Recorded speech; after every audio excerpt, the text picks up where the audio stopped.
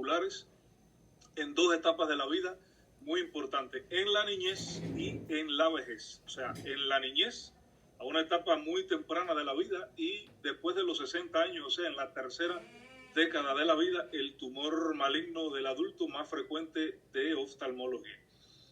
Bueno, pues de glaucoma podemos definir como glaucoma a una neuropatía óptica y progresiva producida fundamentalmente por dos teorías, una teoría mecánica y una teoría isquémica. O sea, a la hora de hablar fisiopatológicamente de este tipo de neuropatía, o sea, neuropatía porque afecta el nervio óptico, o sea, es una enfermedad que el daño fundamental lo va a ocasionar en el nervio óptico. O sea, su órgano diana, por llamarlo de alguna forma, sería el nervio óptico.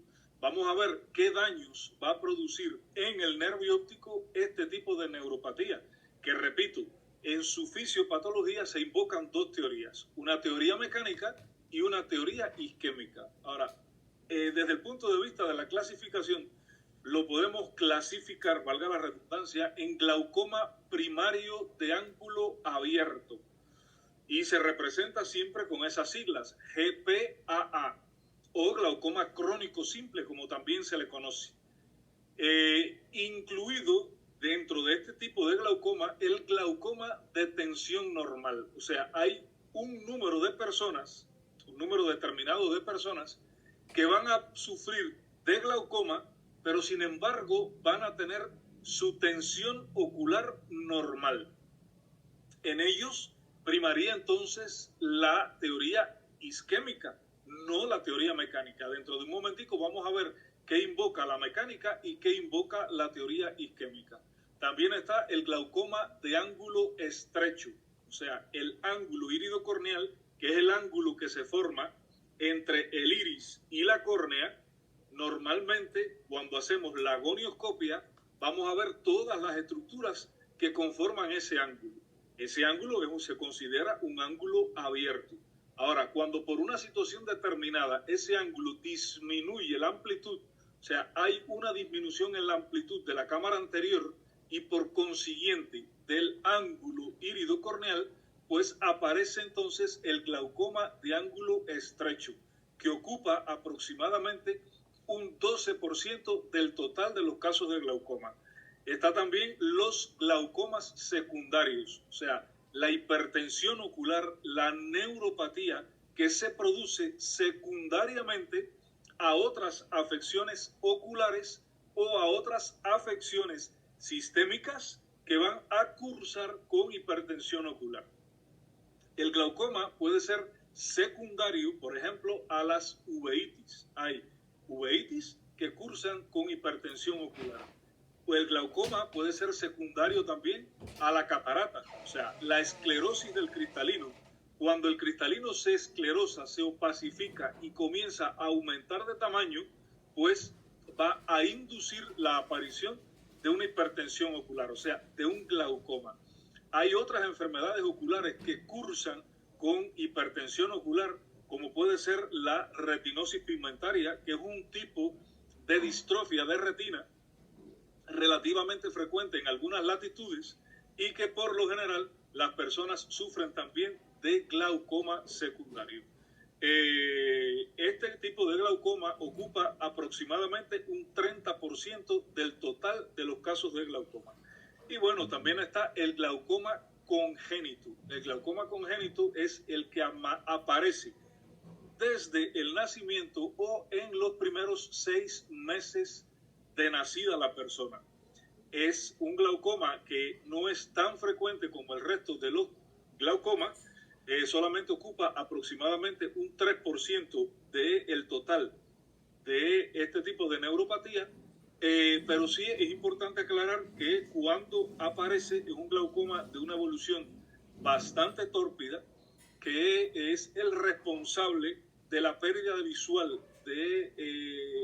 a muchos niños, y que por supuesto va a traer como consecuencias alteraciones en el órgano de la visión que van a perdurar durante toda la vida. O sea, a todos los componentes del órgano de la visión. Se afecta la córnea, se afecta la cámara anterior, el cristalino, toda la estructura del polo posterior del globo ocular. O sea, es un glaucoma que tiene una evolución bastante tórpida, que tiene un pronóstico muy desfavorable, a pesar de que en la actualidad hay técnicas quirúrgicas muy avanzadas para corregir las cifras de hipertensión ocular que por lo general sufren estos niños.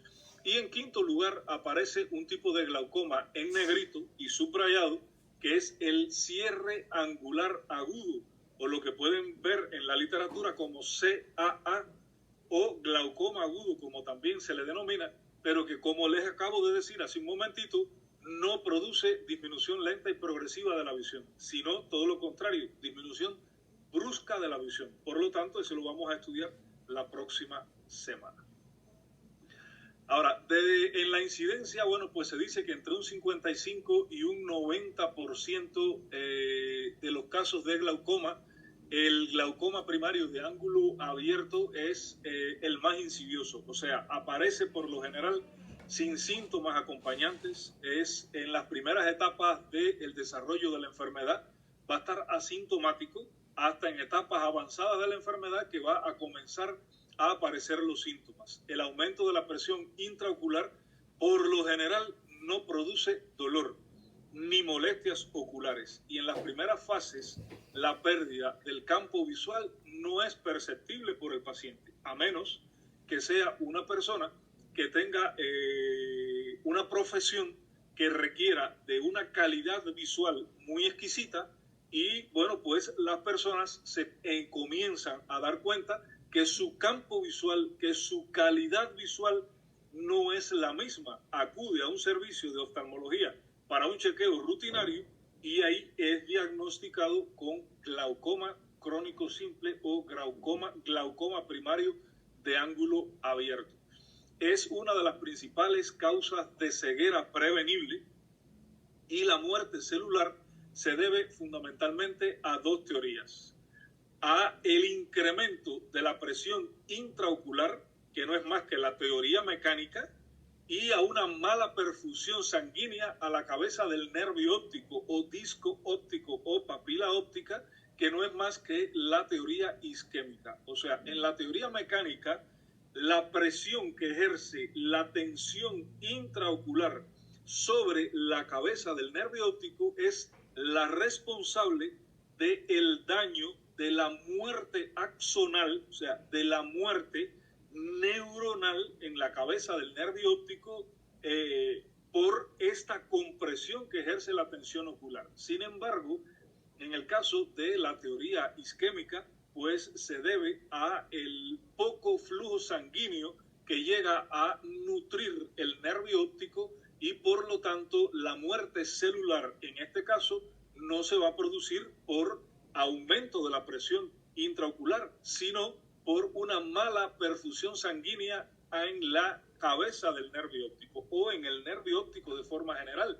Lo que nosotros, cuando hacemos el examen del fondo de ojo, lo que estamos viendo y el daño que estamos diagnosticando es precisamente en la papila o cabeza de nervio óptico o disco óptico, que es lo que podemos ver, lo que podemos observar a través del examen fundoscópico de el paciente.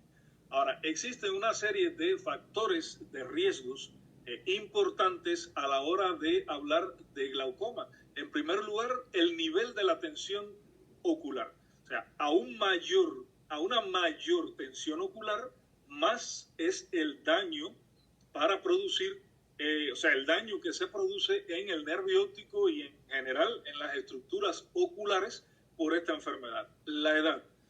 En el caso de la edad, en los niños, como les decía, el glaucoma congénito tiene una evolución más tórpida, más desfavorable. El pronóstico es más desfavorable que en el resto de las personas. Sucede igual entonces en las personas de edad muy avanzadas, en el cual, por lo general, el glaucoma también tiene una evolución un poco más desfavorable. En cuanto a la raza, no hay una predilección de esta enfermedad por la raza. Lo que sí es cierto que los individuos de la raza negra tienen un peor pronóstico porque no responden de igual manera a la terapéutica. O sea, por lo general, estos individuos hacen un poco más de resistencia a la terapéutica habitual de medicamentos hipotensores que los individuos de la raza blanca. En cuanto a la miopía, los pacientes que tienen una miopía de más de 4 dioptrías también constituyen un factor de riesgo de mal pronóstico para el glaucoma. Los pacientes que tienen migrañas y fenómenos vasoespásticos se dice que tienen mayor factor de riesgo por la mala perfusión sanguínea a nivel del nervio óptico. La diabetes mellitus, la hipertensión arterial y la hipercolesterolemia también constituyen factores de riesgos porque son enfermedades que afectan la microcirculación. Para nadie es un secreto, todos ustedes conocen que estas 3 enfermedades, o sea, la diabetes, la hipertensión y la hipercolesterolemia, van a provocar una disminución del flujo sanguíneo en los órganos del cuerpo humano, y el ojo no está exento de sufrir esta noxa por disminución en la perfusión sanguínea a este nivel. En cuanto a los síntomas, como les decía, por lo general aparecen una vez ya ha avanzado la enfermedad. En etapas tempranas de la enfermedad es una entidad silente que por lo general no da síntomas. Los síntomas que aparecen serían la cefalea en ocasiones, se mantiene la agudeza visual indemne hasta fases tardías. O sea, una vez que ya hay daño en la cabeza del nervio óptico, una vez que ya se ha producido daño en las neuronas que conforman la vía visual, pues es que aparece la disminución de la agudeza visual o las alteraciones campimétricas, que pueden ser desde un simple aumento de la mancha ciega. ¿Recuerdan ustedes qué cosa es la mancha ciega en el campo visual?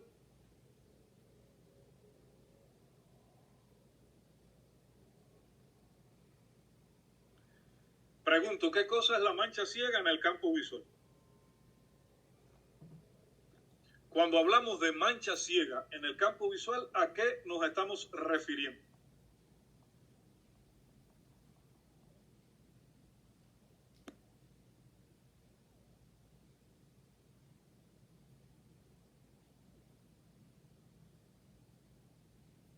Ninguno.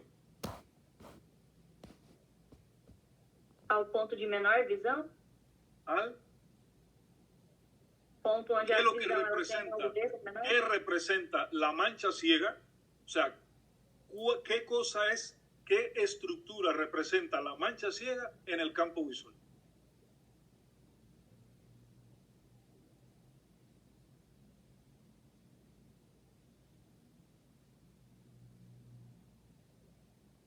Eso lo hemos hablado en varias ocasiones. Si ustedes realmente no tienen interés en aprender eso, yo hoy no se lo voy a repetir. Eso ustedes se lo tendrán que volver a estudiar, porque además es materia que ya le fue al examen que ustedes tenían que habérselo estudiado, ¿vale? Entonces eso es problema de ustedes. Evolución insidiosa y progresiva e indolora en sus inicios.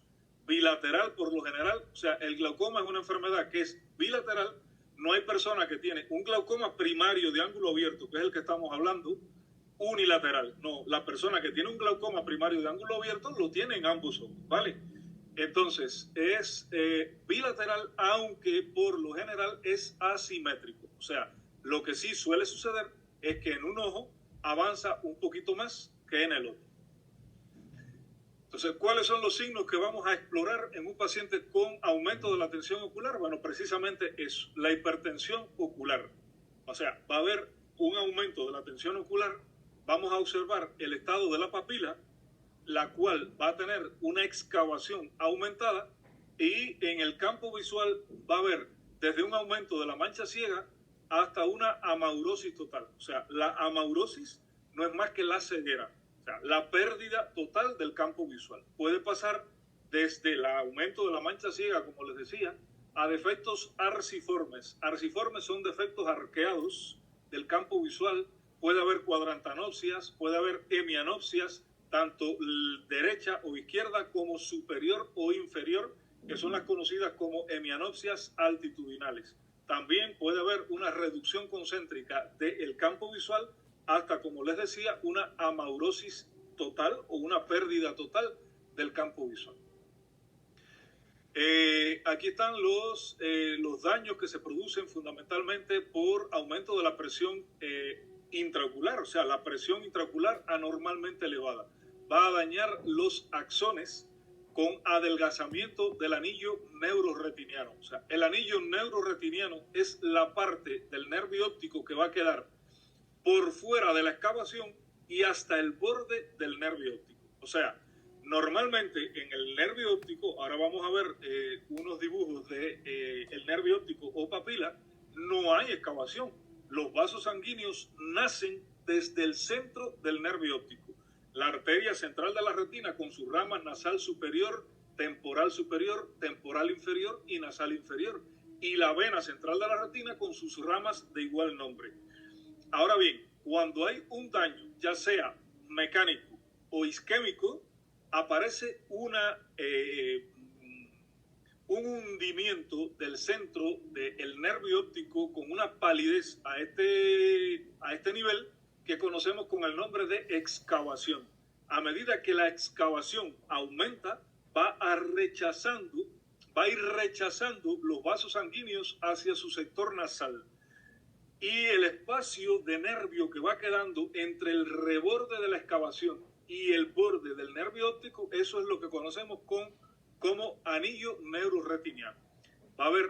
Se amplía la excavación papilar, va a haber una atrofia característica del nervio óptico, una repercusión funcional sobre los campos visuales, que, como les decía, puede ir desde un aumento de la mancha ciega hasta la amaurosis, y en etapas terminales sobre la agudeza visual va a quedar entonces también una visión tubular. En esta diapositiva estamos viendo un dibujo que representa la progresión de la excavación desde un nervio óptico prácticamente normal, con una ligera palidez central aquí que pudiéramos definir como una excavación 0,1. Ustedes ven el cursor donde yo lo tengo. ¿Y usted? Ajá. Sí. Vale. Esta sombrita más clara que hay ahí, que se ve rojo-naranja, igual que el resto del nervio óptico, pero que está un poquito más claro, ahí pegado a estos vasos sanguíneos que están saliendo aquí, que están emergiendo desde el centro del nervio, es un esbozo, un inicio de una excavación. Excavación que posteriormente va a ir progresando. Fíjense aquí que ya está un poco más grande. Acá está un poco más grande todavía, más definida, más pálido el centro del nervio óptico, pero aún, a pesar de estar un poquito deformados, los vasos siguen saliendo del centro del nervio óptico, ¿vale? Aquí la excavación ha progresado un poco más, pero a diferencia de esta, o sea, de la tercera imagen superior, la cuarta imagen superior, más bien lo que se ha elongado en sentido vertical la excavación. Si se fijan bien, en sentido horizontal la excavación no ha progresado tanto como en sentido vertical.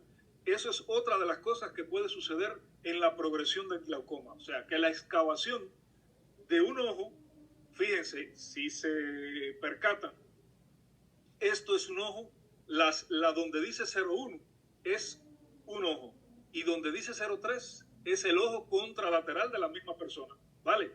No es una secuencia de un mismo ojo, porque si se fijan, esto está en el centro y esta excavación está un poco hacia la izquierda, ¿vale? Sin embargo, la excavación de acá, la donde dice 0,6, está un poco más elongada en sentido vertical. Ya donde dice 0,7 va a haber un aumento considerable de la excavación con rechazo de los vasos. Si se fijan donde está esa flecha, esos vasos se han desplazado un poco hacia arriba y nosotros no podemos seguir el recorrido completo de esta vena. ¿Cómo yo sé que esto es una vena? Porque es más roja, o sea, un rojo más fuerte, más oscuro, y es más gruesa que la que tiene al lado. La de al lado es una arteria porque es un rojo más pálido y es más fino. La segunda es una vena. Si yo sigo esa vena desde donde nace, cuando llega aquí donde está la punta de la flecha, yo no la puedo seguir, ¿verdad? Porque se ha escondido en la excavación. Sale por la pared de la excavación y está rechazada hacia arriba. En la siguiente imagen, en la 0.8, todos los vasos sanguíneos están rechazados hacia el sector nasal. Si están rechazados hacia el sector nasal, esto sería un ojo derecho, ¿verdad? Porque en el ojo derecho, el sector nasal está hacia acá, hacia donde está el 0.8, ¿vale? Acá en la otra que dice 0.8 sería el otro ojo y los vasos sanguíneos están rechazados también hacia la región nasal, ¿vale? Y en la 0.9 es esa misma excavación 0.8 que siguió progresando y aquí prácticamente no hay nervio óptico. Si se fijan, donde único queda nervio óptico, porque todo lo que hay en esta parte de aquí, donde yo estoy pasando el cursor, todo esto es excavación. Solamente aquí arriba hay unos pequeños vasos sanguíneos, si se fijan, y acá, que esto que está aquí es el borde de la excavación y esto es el borde del nervio óptico. Y solamente esta parte fina de aquí es lo que queda de nervio óptico. Por lo tanto, ahí hay una disminución considerable del anillo neuroretiniano. Esto es una excavación 0.9, o sea, el 90% del nervio óptico está excavado. Prácticamente hay una atrofia óptica, o sea, cuando se produce a medida que avanza la excavación, va apareciendo, va avanzando la atrofia del nervio óptico hasta llegar, si no actuamos de forma oportuna, hasta llegar a atrofiarse de forma total ese nervio óptico. En esta Doutor, imagen hay... ¿Sí? no caso, a visão do paciente vai estar comprometida já? ¿Cómo? A visão do paciente vai estar comprometida? Sí, aquí en la primera imagen donde dice el 0.1, ahí la visión es completamente normal. En la que dice 0.3, la visión puede ser normal, lo que por lo general hay un defecto del campo visual. A medida que avanza la excavación, va disminuyendo la agudeza visual y va disminuyendo también de forma circunscrita el campo visual. O sea, a medida que va avanzando la excavación, va avanzando el daño del nervio óptico y el daño de la función visual. Por lo tanto, disminuye la agudeza visual y disminuye el campo visual de la persona. Hay personas que a medida, por ejemplo, esta persona que tiene una excavación 0.9 puede que tenga todavía cierto grado de agudeza visual, disminuida por supuesto, pero tenga agudeza visual. Sin embargo, nos va a referir que tiene una disminución considerable del campo visual. Refieren los pacientes por lo general como si estuviesen mirando a través de un tubo. O sea, solamente tienen una visión tubular. Muy estrecho el campo visual y todo lo demás lo ven oscuro. Entonces, en esta imagen que les presento aquí, se ve una correlación entre el estado del nervio óptico y lo que la persona ve en el campo visual y representado también en una imagen como vemos en el campo visual. Si se fijan, aquí hay una excavación no tan importante que ya hay un daño en el campo visual. Aquí hay una cuadrantanopsia, aquí en el sector temporal superior, perdón, en el nasal superior, porque el temporal es este donde está aquí la excavación, nasal superior. Aquí hay, como la persona, una representación de la visión que nos pudiera referir a esa persona, pero si ustedes se fijan aquí en esta parte que corresponde al defecto campimétrico, las imágenes de esos tulipanes no se ven totalmente nítidos, porque ya hay una contracción aquí del campo visual. A medida que ese defecto va avanzando, se va acrecentando también el defecto del campo visual y la percepción que tiene la persona de una imagen en su campo visual, hasta que finalmente llega a una excavación prácticamente total con una visión tubular, si se fijan, todo alrededor del campo visual está oscuro, está negro, y solamente la visión central es la que se mantiene. Por eso es que esa persona tiene visión tubular. Si se fijan, aquí entonces igual, todo el campo visual está negro y solamente hay una visión tubular. ¿Por qué lo último que se pierde es la visión tubular, o sea, esa visión central? Porque el punto de mayor agudeza visual es la mácula, es el área macular y foveal. Y la persona solamente está mirando con la mácula, solamente está viendo con la mácula. El resto de su polo posterior está totalmente dañado. No hay transmisión prácticamente de imagen a través de la vía visual, porque el nervio óptico está dañado.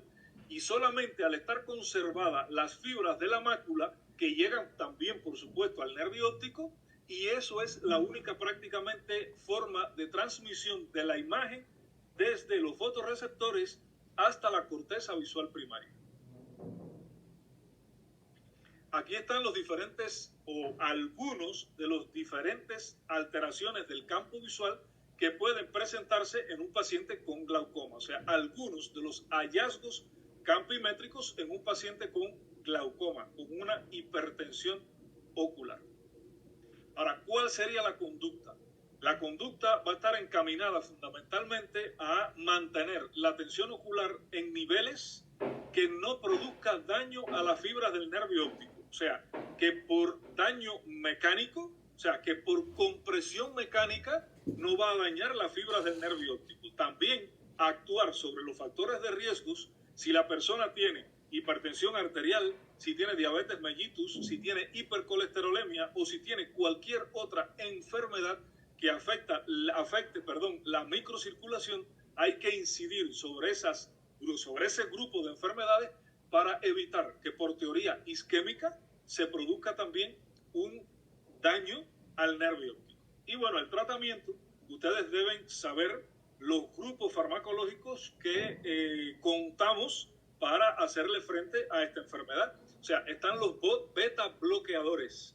Los beta bloqueadores son un grupo de medicamentos que, como su nombre lo indica, ese es su mecanismo de acción. O sea, beta bloquean y de esa forma van a provocar una disminución de la presión ocular. Hay un número importante de agentes beta bloqueadores. Está el timolol, el betaxolol, y hay un número importante de nombres comerciales de estos fármacos. En el mundo los más utilizados, bueno, pues son esos, el timolol y el betaxolol.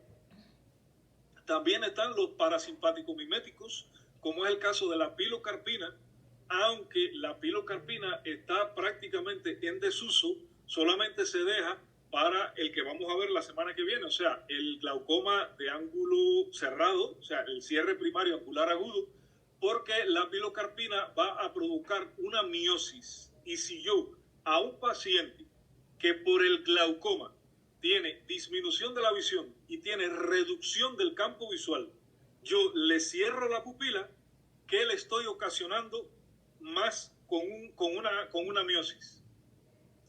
O sea, una persona que tiene afectada su agudeza visual y tiene reducción del campo visual, si yo le administro un medicamento que produce una miosis, yo le estoy todavía disminuyendo más el campo visual, ¿verdad? O sea, le estoy quitando más posibilidades todavía de visión a esa persona. Por lo tanto, por eso es que ese medicamento está prácticamente en desuso y solamente se deja para el glaucoma de cierre angular agudo, que lo vamos a ver la semana que viene y vamos a explicar por qué es necesario utilizar la pilocarpina en este tipo de glaucoma. También están los inhibidores de la anhidrasa carbónica, que pueden ser sistémicos o tópicos.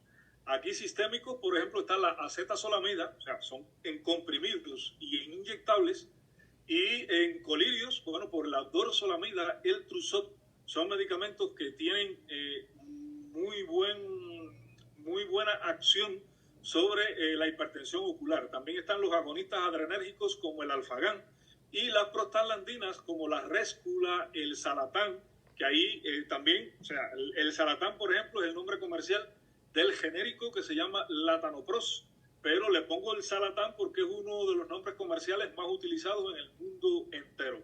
Y estos prostaglandínicos tienen las ventajas de utilizarse por lo general una vez al día y son muy efectivos a la hora de tratar los pacientes con hipertensión ocular. Vuelvo y repito, se utilizan una vez al día, no como casi todos el resto de los medicamentos antiglaucomatosos, que hay que utilizarlo 2 o 3 veces al día. También está el tratamiento quirúrgico, cuando a pesar de la terapéutica medicamentosa impuesta, no logramos, número 1, controlar la presión intraocular, no logramos que se estabilice la agudeza visual de la persona y no logramos detener la progresión del daño del campo visual. O sea, cuando nosotros vamos a evaluar la eficacia del tratamiento farmacológico en un paciente con glaucoma, no solo nos limitamos a determinar si la presión intraocular está normal o no. No, hay que ir más allá. Hay que ver cómo está la agudeza visual en los últimos 3 a 6 meses y cómo está el campo visual en los últimos 3 a 6 meses de evaluado ese paciente.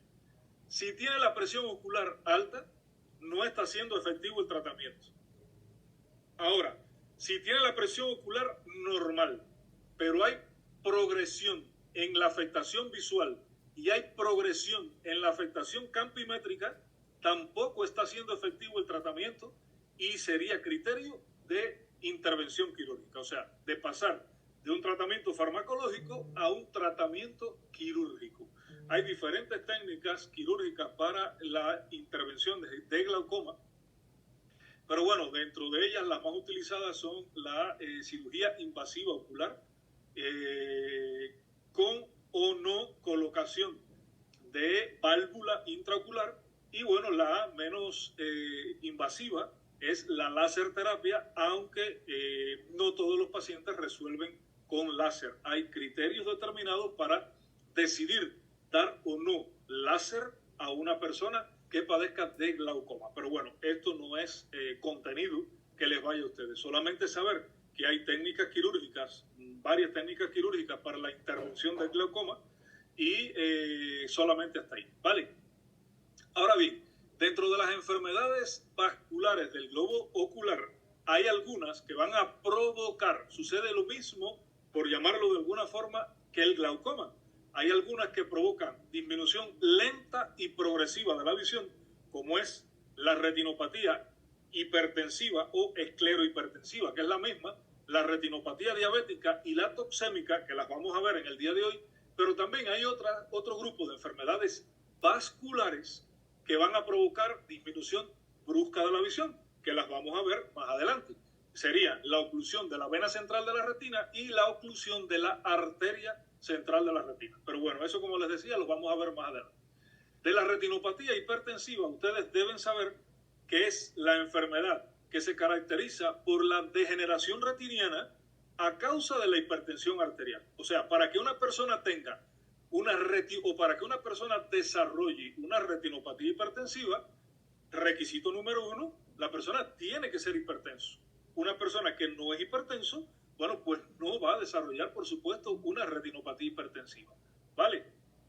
Este tipo de retinopatía representa los hallazgos oftalmológicos del daño de un órgano terminal u órgano diana, como lo conocemos, secundarios a una hipertensión arterial. O sea, la retinopatía hipertensiva se debe, los daños, los hallazgos oftalmológicos que aparecen en una retinopatía hipertensiva se deben al daño que produce en ese órgano diana, o sea, en el ojo, la hipertensión arterial mal controlada. O sea, una persona hipertensa que está controlado siempre, que hace su tratamiento de forma regular, está con valores de tensión arterial estables, no desarrolla una retinopatía hipertensiva, ¿vale? Ahora, estas alteraciones están estrechamente vinculadas a, número 1, cifras de presión diastólica. Número 2, tiempo de duración de la hipertensión. Número 3, rapidez y severidad del aumento de la cifra de tensión arterial. Y número 4, edad de los vasos sanguíneos sobre los cuales recae el fenómeno hipertensivo. O sea, la edad del paciente es importante. No produce el mismo daño la hipertensión arterial en el globo ocular y en los órganos dianas en un paciente joven que en un paciente de la tercera edad, donde hay muchos más factores de riesgos asociados y que por supuesto van a traer en detrimento la salud, el estado anatómico, estructural y funcional de esos vasos sanguíneos.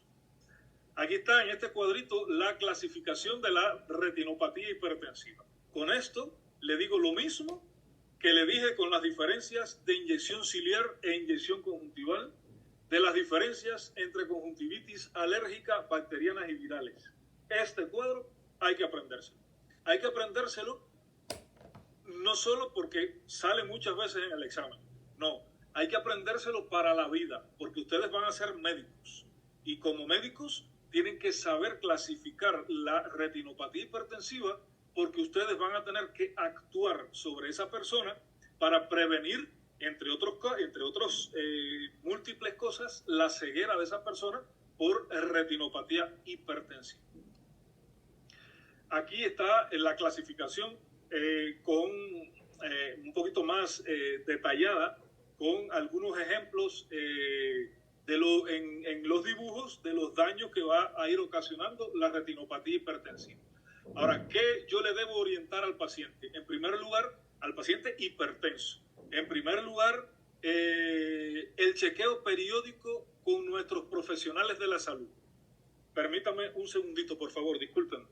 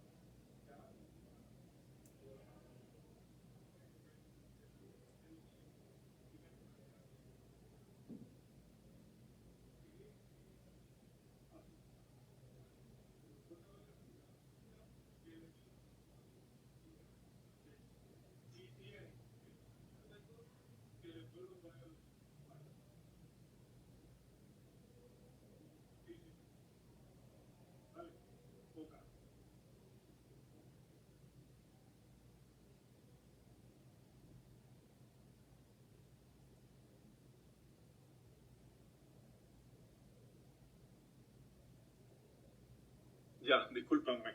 Entonces les decía, en primer lugar deben chequear periódicamente con los profesionales de salud visual para supervisar el estado de la retina y del globo ocular en su conjunto. Llevar un control y registro de la presión arterial.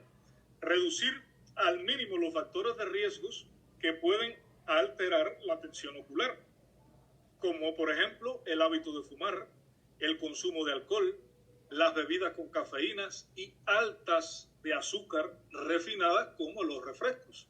Llevar una dieta saludable, rica en frutas, vegetales, evitar el sedentarismo, dedicar un mínimo de 20 minutos todos los días a ejercitarse y evitar el estrés, realizar meditación, yoga o cualquier otra actividad que permita desconectarse y relajarse. ¿Vale?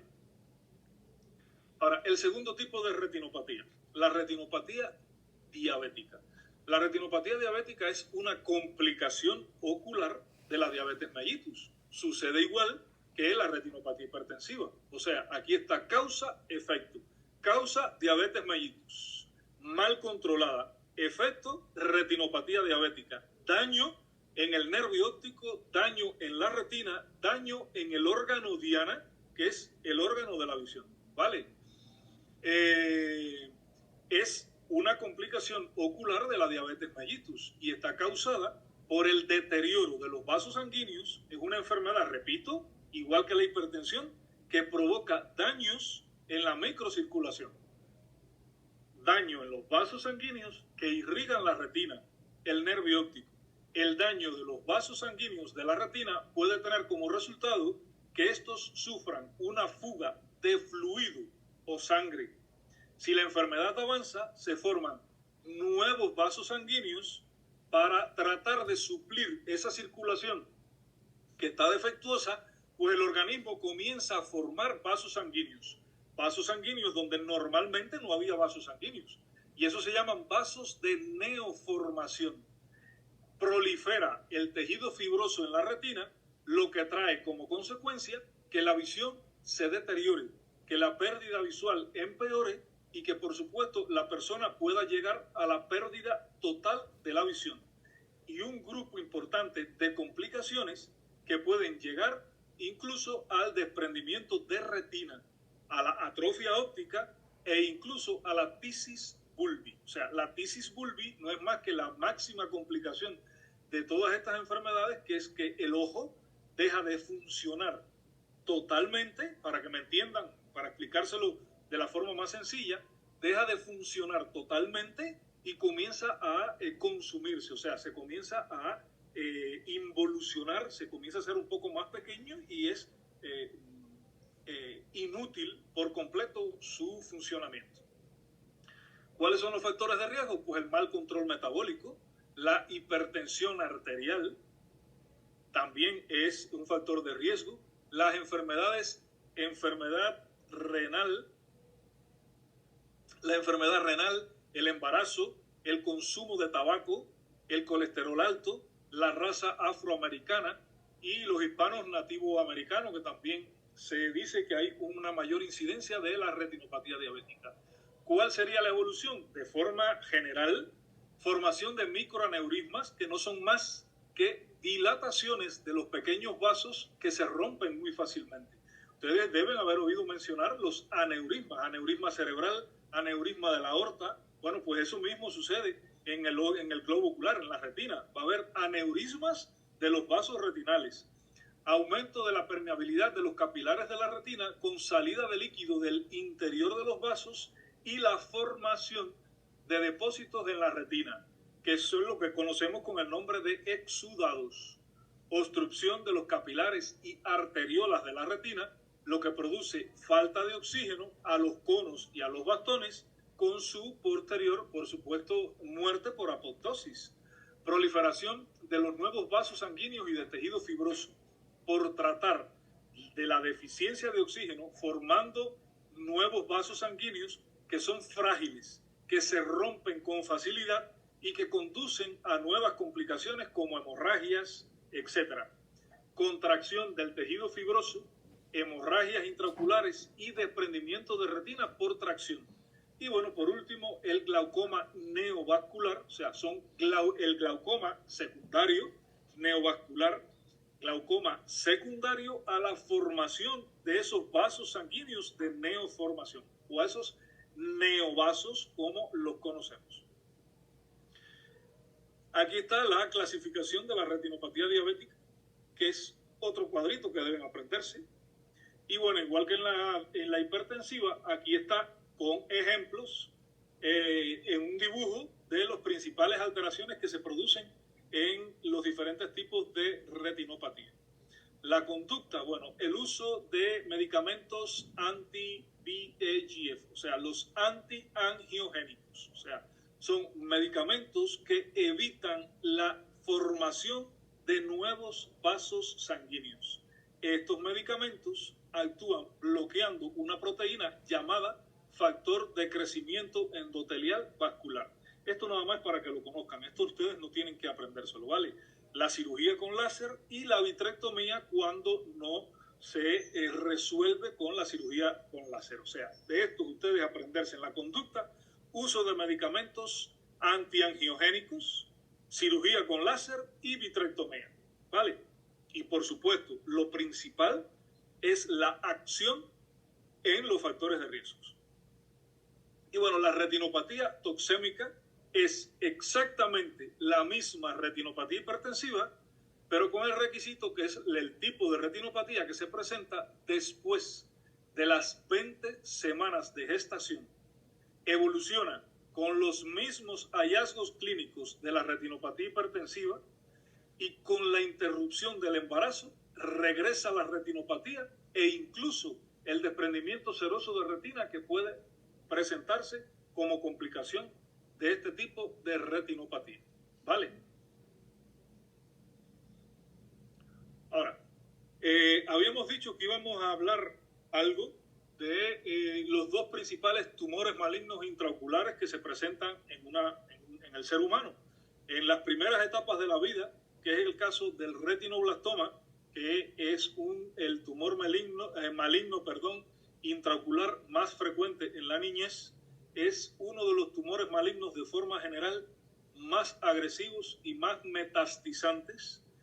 Y en la etapa adulta avanzada, después de los 65 años de edad, el melanoma uveal, o sea, melanoma maligno uveal, o como también lo pueden encontrar en la literatura, como melanoma maligno de coroides, porque de toda la uvea, la localización más frecuente es en la coroides, por eso puede que se le llame melanoma de coroides. Bueno, el retinoblastoma es el tumor que afecta a uno cada 15.000 o 30.000 nacidos vivos. Fíjense que si ustedes lo ven desde este punto de vista, con esos números ustedes dicen, eso es infrecuente. No es tan así. O sea, es un tumor que, por desgracia, es bastante frecuente y representa aproximadamente el 2% de los tumores malignos de la infancia. Si ven esto, 2% de los tumores malignos de la infancia, dicen es poquito, pero en la práctica médica, cuando usted va viendo y va sumando la cantidad de retinoblastomas que usted ve, pues es bastante considerable. Y los efectos que tiene este tipo de tumor en un niño es devastador, ¿vale? Entonces, no hay predilección por el sexo, generalmente afecta un solo ojo, aunque 1 de cada 3 casos puede tener afectación bilateral. Generalmente es hereditario o por mutación genética. Se dice que en una familia donde ha habido una persona con retinoblastoma, los descendientes de esa familia tienen un porciento muy elevado de más de un 50% de tener descendencia con retinoblastoma. Y la herencia pues es autosómica dominante. Las manifestaciones clínicas, leucocoria. Leucocoria no es más que la coloración blanca de la pupila. Esto que tiene este bebé que hay en esa foto de esa diapositiva es una leucocoria. Si se fijan, la pupila está blanca, ¿verdad? O sea, la coloración blanca de la pupila se denomina leucocoria y es la presentación más común. Aproximadamente un 60% de los casos de retinoblastoma debutan con una leucocoria. O sea, cuando vean un niño con leucocoria, enseguida al oftalmólogo a descartar un retinoblastoma. El estrabismo. En el 20% de los casos de retinoblastoma, la forma de presentación es un estrabismo. Si se fijan, aquí les puse tres fotos. Los 3 niños tienen un estrabismo. Este bebé de ojos azules, en menor grado, pero el ojo derecho está estrabismo. Es un niñito que tenía un retinoblastoma. Este, si se fijan, tiene la leucocoria y el estrabismo. 2 formas de presentación del retinoblastoma.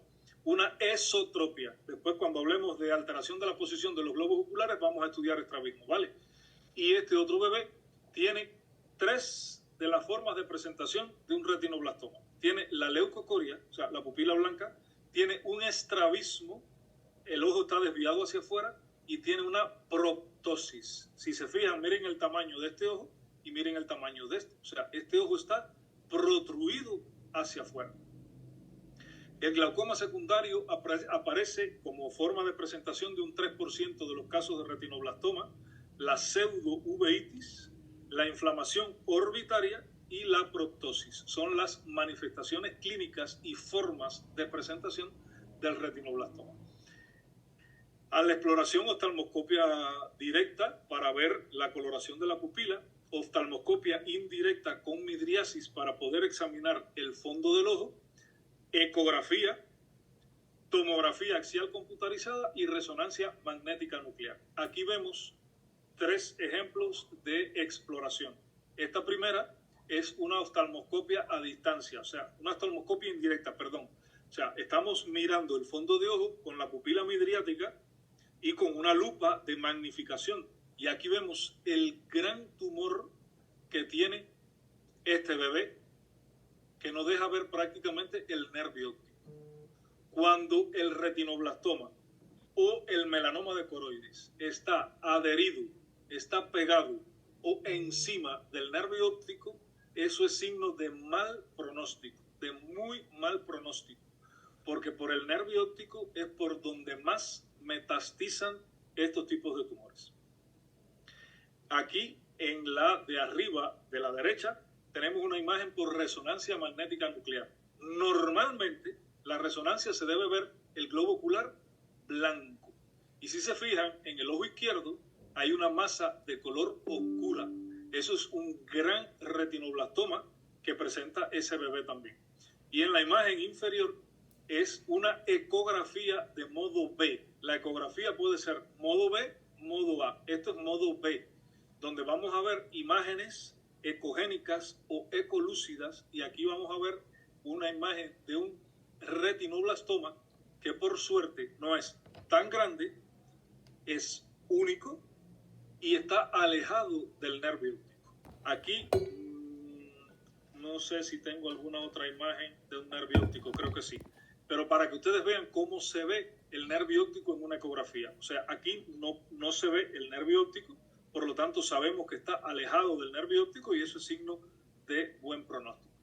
El tratamiento es la enucleación, o sea, es la extracción del globo ocular, aunque en la actualidad hay un tratamiento más novedoso, menos invasivo, más conservador, que se aplica en niños que le han sido diagnosticados tempranamente el retinoblastoma, que el retinoblastoma esté alejado del nervio, que sea único, y es la radioterapia externa, que es, y también está la fotocoagulación con arco de xenón, la crioterapia y la quimioterapia sistémica. O sea, son tipos de tratamiento que se puedan utilizar sin tener que llegar a la enucleación. Aunque no se pueda salvar la visión del niño, sí se salva el globo ocular como tal y bueno, se le salva la vida al bebé. Y en el caso del melanoma maligno de coroides, o como les decía, el melanoma maligno uveal, porque puede estar en cualquier parte de la uvea, es el tumor maligno severo en el ojo y que es el cáncer primario de ojo más frecuente en los adultos. Aunque puede darse de diferentes segmentos del ojo, el más común es el melanoma de coroides. Este que está aquí, en esta fotografía de la derecha, es un melanoma de coroides. Este acá es melanoma de iris. Y estos otros son melanoma uveal también, que están en esclera porque han invadido esclera, pero es melanoma de uvea, no específicamente de coroides. Este es un melanoma de coroides que por lo general son de color oscuro así, aunque hay melanomas amelánicos que pueden verse como este retinoblastoma, ¿vale? Los especialistas han identificado que ocurre cuando se producen errores en el ADN de las células sanas de los ojos. Como consecuencia, las células crecen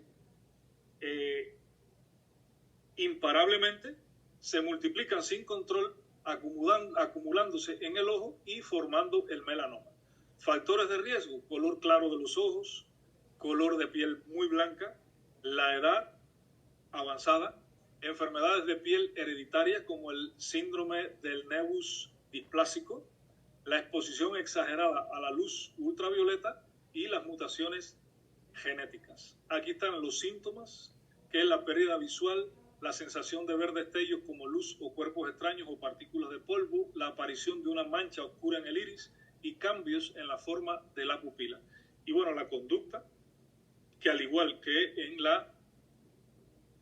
en el retinoblastoma, pues está la ecografía ocular, el OCT, la angio-OCT, la retinografía, la tomografía axial computarizada, la resonancia magnética nuclear. Aquí hay imágenes de melanomas. Este es un melanoma melánico, o sea, un melanoma oscuro, el típico melanoma de coroides, que nace pegado al nervio óptico. O sea, este es un melanoma y de gran tamaño.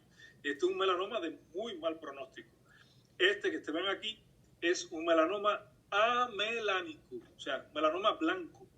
Y miren el gran tamaño que tiene este melanoma. Sigan el cursor para que vean. Toda esa línea de demarcación que hay aquí es melanoma. Todo prácticamente. El fondo de ojo está ocupado por un melanoma. ¿Vale? Aquí hay una imagen de una resonancia magnética donde podemos ver, vamos a agrandarla un poquito más, para que vean. Aquí, por ejemplo, pegado al nervio óptico está el melanoma maligno de coroides. Y aquí igual, pegado al nervio óptico está el melanoma de coroides. Y en esta ecografía es de este mismo paciente y de este paciente de la izquierda que se hizo una ecografía y aquí está el melanoma justo encima del nervio óptico. Esta línea oscura que ustedes ven aquí es cómo podemos ver el nervio óptico a través de una ecografía ocular. ¿Vale? El tratamiento, pues la nucleación, radioterapia, fotocoagulación con arco de xenón, crioterapia y quimioterapia sistémica. Igual que el retinoblastoma. Y bueno, el pronóstico pues va a depender del tipo celular, del tamaño del tumor, de la localización del margen anterior del tumor. Recuerden, cuando esté pegado al nervio óptico, cuando ha tomado nervio óptico, el pronóstico es pésimo.